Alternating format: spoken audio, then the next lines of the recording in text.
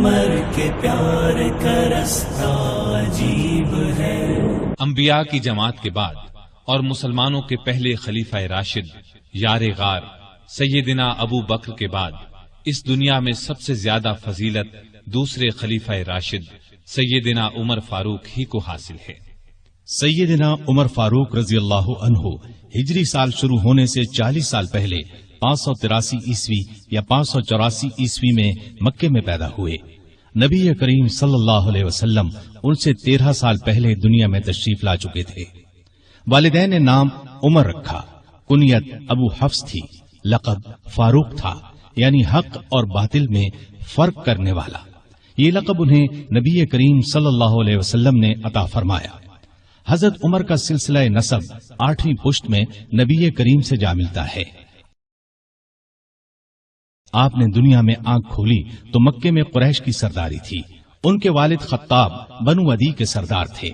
جس زمانے میں نبی کریم صلی اللہ علیہ وسلم نے نبوت کا اعلان کیا، خطاب فوت ہو چکے تھے۔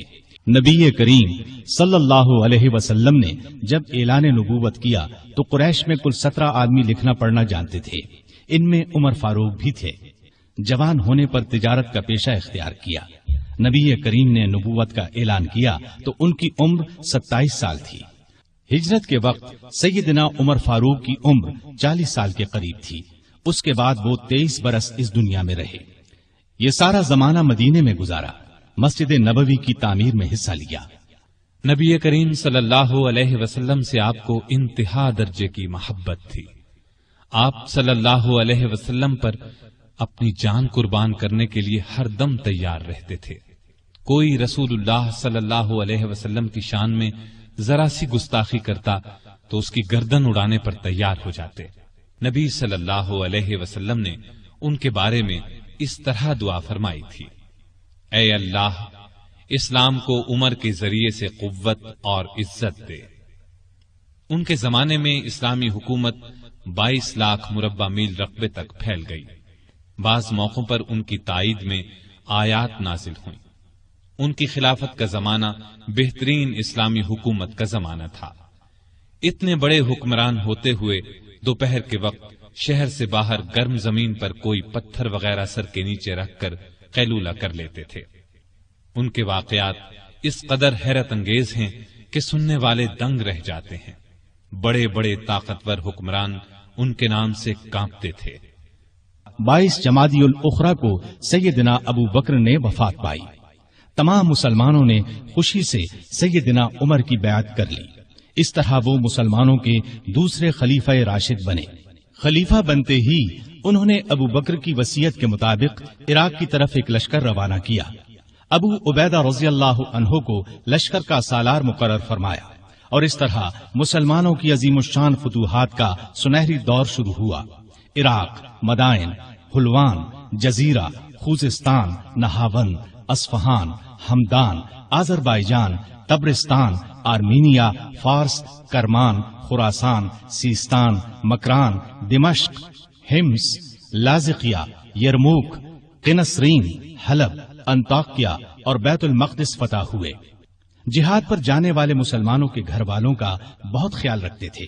ان کے گھروں میں جا کر ان کی عورتوں سے کہتے، تمہیں بازار سے کچھ منگوانا ہو تو میں لا دیتا ہوں۔ مجاہدین کے خط آتے تو یہ خط خود ان کے گھروں میں پہنچاتے، ان سے جواب لے کر مجاہدین کو بھجواتے۔ بیت المال سے حاجت مندوں کو دیتے۔ راستوں میں چوکیاں بنوائیں تاکہ رستے محفوظ ہو جائیں۔ شہروں میں مہمان خانے بنوائے۔ ملک میں جگہ جگہ نہریں کھدوائیں جن سے آپاشی آسان ہو گئی۔ سڑکیں اور پل بنوائے۔ نئے شہر بسائے۔ قریباً 4000 مسجدیں تعمیر کروائیں۔ حرم کعبہ کو وسیع کروایا۔ مسجد نبوی کو وسیع کروایا۔ مردم شماری کا نظام رائج کیا۔ سکہ جاری کیا۔ سن ہجری قائم کیا۔ جنگوں کا سلسلہ بڑھا تو فوجی نظام قائم کیا۔ فوجیوں کی تنخواہیں مقرر کی۔ ملک میں جگہ جگہ فوجی چھاونیاں قائم کی۔ چھاونیوں کے ساتھ استبل تعمیر کروائے۔ ان میں 4-4 ہزار گھوڑے تیار رہتے تھے۔ فوج کے ساتھ خزانچی، طبیب، جراح، غنیمت کے مال کا حساب رکھنے والے، دوسری زبانیں جاننے والے اور دشمن کی جاسوسی کرنے والے بھی رہتے تھے۔ فوج کی تعلیم کا بھی انتظام کیا۔ قرآن اور حدیث کی تعلیم عام کر دی۔ سیدنا عمر خود بہت بڑے فقیہ تھے، انہوں نے تمام علاقوں میں فقیہ مقرر کیے، لوگ ان سے دینی مسائل پوچھتے تھے۔ ان کے زمانے میں اسلام کی بہت اشاعت ہوئی، غیر مسلموں سے اچھے سلوک کی وجہ سے بھی اسلام بہت تیزی سے پھیلا۔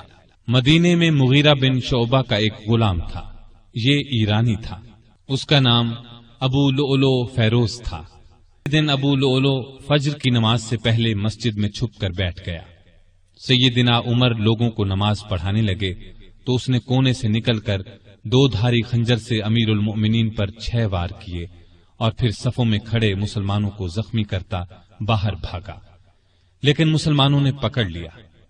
اس پر اس نے وہی خنجر اپنے پیٹ میں جھونک لیا اور مر گیا۔ ادھر امیر المؤمنین شدید زخمی ہو گئے۔ یکم محرم 24 ہجری کو وفات پائی اور شہادت کے درجے پر فائز ہوئے۔ اس وقت عمر 63 سال تھی۔